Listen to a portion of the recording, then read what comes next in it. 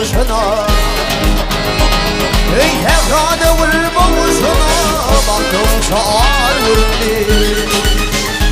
Ey tekrarda vur bakışına, baktımsa ağırdı.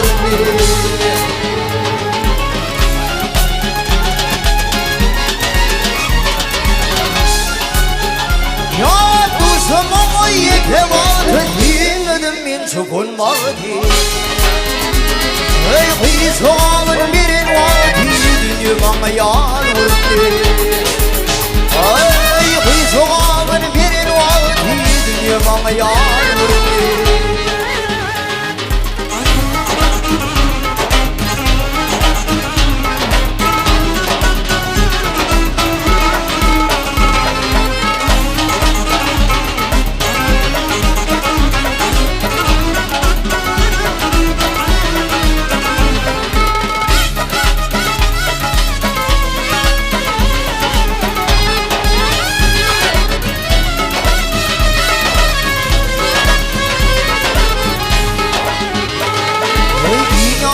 Malum makyan dipi olur dünya.